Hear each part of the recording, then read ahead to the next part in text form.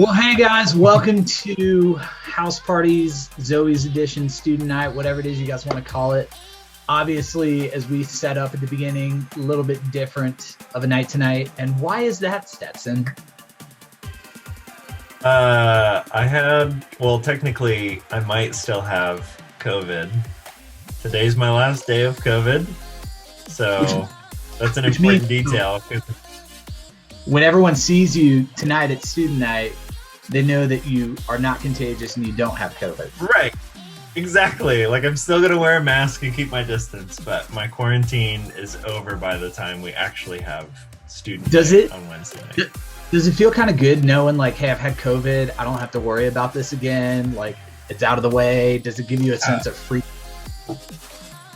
Honestly, it does a bit. Like, I know this has been, like, really rough for some people, and like really tragic for some people, and I don't think I realized how much of me was worried about how my body would handle COVID until I actually got it. And it was kind of like that feeling after finals of just like, oh, what's done is done, and it turned out okay, and like it's gonna be okay. Like, yeah, I still have people in my family and not in my family that like I have the same concerns about, but it's really nice to know that me and my family handle it okay.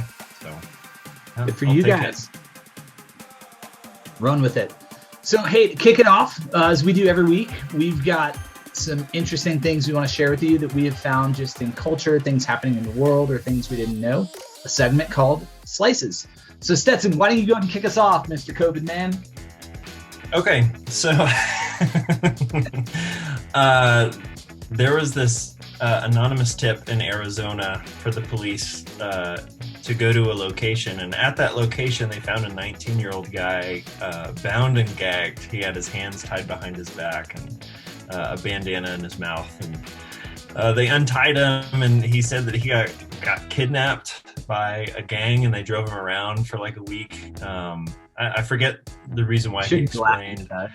And yeah, and the police were kind of confused by this. Like, they went to the locations that he said that the gang members took him to, and they didn't find any evidence of anyone being there. Oh, they were looking. He said that they were looking for a treasure that his dad had buried, and they looked into it and they didn't find any evidence of this. And it turns out he just like really hated his job. And he took a week off of work without any paid vacation leave, and he didn't want to lose his job by the end of it. So he claimed that he got kidnapped so that he could have a good excuse for not coming to work for a week. What? Did he get fired? Oh yeah, absolutely. Yeah. Where did he work at? Like, I think for false reporting, there's some pretty strong penalties there. So how did he tie himself up and gag himself? That's a really good question. Maybe there was an accomplice. There's got to be, because like I could kind of tie my hands up, but then to gag myself, and I assume his hands were probably like behind his back. I don't know. Yeah. I've got so many questions for this guy. It'd be really fun to get him on here sometime and ask him about his ordeal. Yep. I don't absolutely. Yeah. So for me, my slice. You know, a couple times over the last several years, my wife and I, we've bought homes. You own a home, so you know what that process can be like. And every once in a while, I like to hop on just real estate places and look at like beautiful homes that are all that, you know, in these like Tahoe or Hawaii or whatever, right? Just there's something cool about seeing these things. Like, we love that old show, House Hunters. So I was doing some research on Tahoe because Tahoe is really beautiful, and I ran across this article about this duplex that was for sale. So a duplex is basically like two houses that are together, and it was $750,000, which sounds a lot for us, but it's actually pretty cheap in a place like Tahoe to have two separate units like that. But there was a catch. The house came furnished as is, and you had to accept everything that was in there. And I'm going to show a picture here to everybody. Stetson, you won't see this, but this home had been staged with hundreds of mannequins that were dressed up, female mannequins put in all these different positions all over the home, like decorated, and the owner was very specific. The mannequins have to stay. Why? I don't know, but I don't know. They were real? I bet he believed they were real. There are some people who are into some weird stuff like that, where like in Arrested Development, if you've seen that TV show, it's really funny, but in season 4, Buster creates like this mannequin version of his mom while she's in jail, and he talks to her. Yep. Yeah. Yep. I don't know. Good Some stuff. people just love them. I wonder if it was a byproduct of being quarantined, though. If like all these stores shut down, they found out like, hey, I'm gonna go get a bunch of mannequins, and they're gonna be my friends while I can't see anybody else. I don't know. Yeah. Possible, but mannequins hope weird you guys in laugh. general. A little bit weird. So hey, tonight we obviously the conversation is going to look a little bit different. Usually Stetson and I are on a couch, but now we're both in our home offices, thanks COVID. But even though the format might be a little different, we still want to have the same type of conversation with you guys. And tonight we're going to be looking at the Eighth Commandment. This is a series we've been doing that is all about these things that throughout the history of the Bible, throughout the history of the people of God, like these are the things that God said, I really want you to focus on. Now, rules, as we've said every week, we react against them, we don't like them, but they're actually there for our good, right? Like a speed limit's not there to keep you from having fun. It's actually there to keep you safe. That's kind of the framework we've got to have in mind when it comes to some of these commands, but we've also got to have this additional filter, right? Because as people, we're so prone to be like legalistic about things, to saying this is right, this is wrong, this is black, this is white. And when we approach the commands that way, we actually kind of miss the heart of what they're all about, right? Because it's not just about what we do and what we don't do. It's about this thing that God wants for us and this transformation he wants to see happen inside of our heart. Yep. Yeah, there's this deeper meaning underneath it all. If anyone can find the deeper meaning behind a speed limit, like, let us know. But this is different from speed limits in that regard. Yeah. And just kind of on that note too, like me and Stetson were talking, like we know last week's conversation about adultery was probably a pretty awkward conversation for a lot of us. But like it's still super important for us to have these kinds of conversations, because even some things we might not be dealing with right now in the moment, like there is going to come a time and a place and a day where we're going to have to, and wrestling through these things now allows Jesus to actually get our heart ready to be able to respond in a way that is honoring to him, but also fruitful for us. So we've covered 7 thus far. Today we're on number 8. So Stetson, why don't you go ahead and tell us what our 8th command is? Yeah, the 8th commandment is no mannequins. They're weird. That's the 8th commandment. Actually, you know what? That one could actually tie into this. Oh, yeah, it could. No, it's actually do not steal. Thou shalt not steal. Don't do it. Yeah, it comes out of Exodus 20:15. And unlike last week, I actually think this is one that we could all resonate with. And honestly, I think it's something that like everybody deals with at almost every place in their life. Like I think about as a kid, I had sticky fingers as a little kid. I like to just take things when I was at the store. So if I found like a little toy or a little candy I wanted, I'd grab it, I'd eat it and just, pocket it or whatever. And I remember this one time my mom caught me. We had just gotten home from the grocery store, and I think I stole this little toy from there. And my mom loaded me back up in the car and took me back to the store, made me go up to the manager, give it back, confess what I had done, and ask for forgiveness. Now, here's what I remember about that day. It wasn't just the fact that I stole something, which I do remember that, obviously, because I'm telling the story now. But the thing more than anything that I remember is actually the shame and the guilt that I felt that day, which tells us something. This command, right, to not steal, it's actually something that's kind of hardwired into us. Yeah, absolutely. I actually have a story from my childhood too that sticks out on this topic more than any other time I've stolen anything. I was a little kid, and my mom and I, we were driving to church, and I don't know how many of you grew up going to church, but when I was a kid, we went to this thing called Sunday school. It's basically, instead of sitting in the big church and like listening to a really boring sermon for someone who's like 5 years old. They have all the kids in like a different room, and then there's like a more fun Bible lesson. And my mom gave me some spare change to put in the offering bucket in Sunday school, but I kept it. And we drove back home, and I remember visibly, like I can picture in my head standing on the porch, and I pull out the change, and my mom sees it, and she's like, "Is that the change that I gave you?" And I said, "Oh, no, I put that change in the offering bucket, but see, they're paying us to read Bible verses now, and I read a Bible verse and they paid me money." And double whammy, man. You stole and you lied. But it was the same thing. I felt so bad of just like, oh, like the more like just the lie that I was getting into. It's like, I stole from my mom, I stole from the church, I stole from God. I just lied. Like, it was bad. But here's the ironic thing. I lied about getting paid for reading Bible verses. That's my job now. I literally get paid to read Bible verses now. So take that, Mom. Prove your own.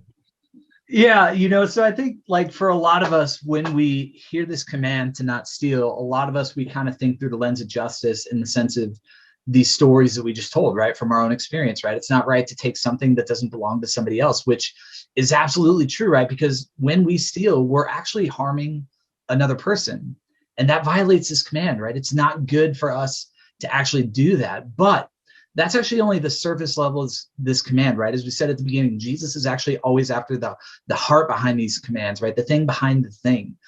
He gives us kind of a cool little window into this in the Sermon on the Mount, which is Matthew chapter like 5-7. If you guys get a chance, read it. Because in this, Jesus takes a lot of time to really try to help people understand like what these commands, these 10 commandments are actually all about. And by the way, we're actually doing a series on this at Big Church, which is not boring, where we're walking through the whole Sermon on the Mount. So if you guys are around on a Saturday or Sunday, we'd love for you guys to come. But before we read this story, and I'm going to have Stetson pulled up, it's out of Matthew 7, 9-12. But let me just ask you a question. Why do you think people steal? I mean, think about that for a second. Like, what is the motivating thing that would cause somebody to take something from somebody else that isn't theirs? Right? For some people, it's maybe just like this desire to have something they don't have. Other people, they steal because they actually harbor feelings of bitterness and anger towards somebody, so they actually want to rob them of happiness. But I think for most of us, it's not really driven by either of those things. I think it's actually driven by fear, right? We feel like we're not going to have enough. We're not going to have what we need. Ultimately, I think it's about a lack of trust. It's about a lack of faith. And Jesus, well, he actually has a lot to say about that. So Stetson, go ahead and read this passage. Yes, I will read this verse to get paid, which is true. It's actually what happens. Okay, Matthew chapter 7, verses 9-12. Jesus said this, or which one of you, if his son asks him for bread, will give him a stone? Or if he asks for a fish, will give him a serpent? If you then, who are evil, know how to give good gifts to your children, how much more will your Father who's in heaven give good things to those who ask him? I love what Jesus does here, right? He uses this image of a parent and their child. Now, a parent, he says, is somebody who is always going to take care of their kid, right? Like if they need something good, the parent is going to give it to them. If they ask for something bad, the parent's not actually going to give it to them. You see, the parent, and I know this because I'm a parent, Stetson, you know this as well, but like a parent's best interest is always doing the right thing for their child. And then Jesus goes on to say that if broken parents can be that good to their children, how much better could a good and perfect and loving God be for us? You see, this is actually really important for this whole conversation about not stealing. You see, the real heart behind why people steal is because they have a lack of trust that God's not going to actually give them the things that they need, right? People don't believe that God's actually going to step in and provide for them and take care of them. But what Jesus is saying is that nothing could be further from the truth. I mean, just look at how the whole gospel story plays out, right? Like God has gone to ridiculous lengths to make sure that we have what we need. And that's why he sent Jesus, right? You go back to the story of Genesis and you follow just the effects of the fall that have happened all the way up through the time of Jesus. Like we were lost, we were broken, but we were still designed to be in a relationship with God. So God did the thing that we couldn't do. He gave us what we couldn't earn ourselves, right? God is a good father who always provides. And like, I've got so many stories of how I've seen this happen in my life. Things where I was like literally at the end of my rope and I'm like, God, like I need you to step in. I need you to provide. And then he did. Like there was one time I did this 9-month discipleship program when I was out of college. And we had to make these payments every month in order to continue to be a part of this program because we lived up there. They fed us, the whole thing. And I was not talking to my family at that point. So I had no, family resources. I didn't really have a lot of friends at that point in my life. So like I was literally alone and I'm going like, God, I don't know how I'm going to make this next $550 payment. But God, I trust you. Will you care for me? And literally the next morning I woke up and there was an envelope underneath my door with $550 in it. Right? Like, I don't know where that came from. I still don't know to this day. But what I do know is that I had a need. I took it to my father and he provided, right? He's somebody who can be trusted. Yeah, absolutely. And sometimes he does that beyond just what we need, but sometimes he surprises us just like over the top with blessings. Like I remember when my wife, Allie, and we were engaged, we didn't have a whole lot of money. And I had just bought her engagement ring, but we didn't really have any money for my wedding ring. And I remember we were sitting in my college apartment and we were talking about it and we just decided to like pray about it. And then I went to work. And within 30 minutes of having shown up at work, someone that I work with pulled me aside and they said, "Hey, I've got a gift card for a free wedding ring. And I felt like you were the person I was supposed to give this to." I was like, what? It's like, we literally like prayed about this like less than an hour ago. And I think you and I in those stories, we were on the receiving end of a much bigger picture here. What God really wants to do is for us to see that there are needs beyond just ourselves, that there are people around us who need help. And once we trust God with our needs, we really start to see how we can begin to help other people. Because when we're worried about our needs, that's the only thing that we see. Like our vision stops right here. But once we see it's like, oh, God's going to take care of me, it's like our eyes come open and it's like, oh my gosh. So this also brings like a whole nother layer of what stealing can be that we might not even realize that we're doing. Stealing is not just taking something away from someone that it belongs to. Stealing is also not giving something to someone that it should go to. Like if you have something that someone really needs and you're withholding it from them, that's stealing. Like, for example, I think it'd be obvious where if I took $20 away from you, Nathan, like just like out of your pocket, that would be stealing. But if someone handed me a $20 bill and said, "Hey, could you give this to Nathan? I really want him to have it." And instead of giving it to you, I just put it in my pocket, that is stealing too. Even though you were totally unaware that $20 was heading your way and you go your entire life having no idea that someone withheld that from you, that's stealing. When my mom gave me some spare change to put in the offering box and I didn't, that was stealing. God, like the whole thing behind this thing is like, we don't need to worry because God gives us what we need. And one of the main reasons God gives us good things is so that we can share that with other people. So if God has really blessed me with more than I need to get by, and he points out a homeless person and he asks me to give something to that homeless person and I don't, is that stealing? Absolutely. because God was the one who gave that to me in the first place. It's the same as like someone gives me $20 and says, hey, can you give it to Nathan? God gives me all this stuff and says, hey, can you help out that homeless person? I'm withholding what belongs to that homeless person. Like as soon as God asks us to give something that we are in possession of to someone who needs it, from that moment on, it belongs to that person, whether we give it to them or not. And if we choose to hold on to it, it's stealing. And again, it's this deeper thing of just this broadened perspective of like, God is taking care of us. Like, even if he asks us to give more than what we need to someone, he's still going to compensate for that. He's going to take care of us.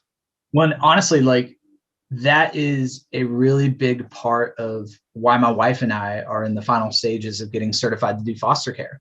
Right? People ask us all the time, they go, hey, why are you guys doing this? You've already got 4 kids. Like, do you know the kind of issues that they're going to bring into your home?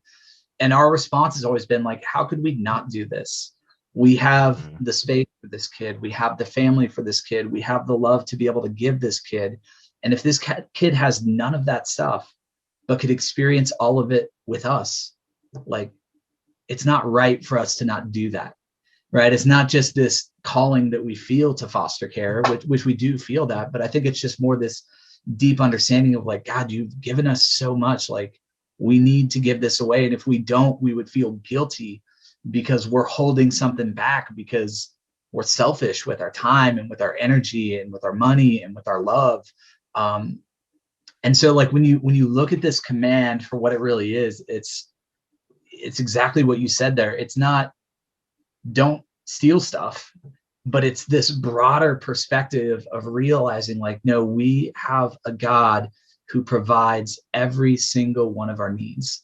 And we don't need to live with this scarcity mindset. We don't need to live with this consumeristic mindset. Like all we need to do is trust God, have faith, because we know we have a good Father who loves us and will take care of us. It's so good. Absolutely. For sure. So, hey, Stetson, why don't you give us our big idea before we head off to be able to process this in our house parties? Yeah. So the big idea is this: trust that God will give us what we need. And sometimes he gives us what others need. So trust that God's going to give us what we need. And sometimes he'll give us what others need. So at this point, guys, we are going to break out. You guys kind of know where you're going to be going with the different house parties. If you are new, we're going to let you know in just a second here where you're going to go. But as you talk, like really process this. Think about the things that you long for that you've been trying to take yourself, whether it's relationship or resources or money or time, like whatever. Like we can be really broad because this isn't just about possessions. This is so much bigger. This is about your heart. So we will send you guys off. Hope you guys have a great conversation.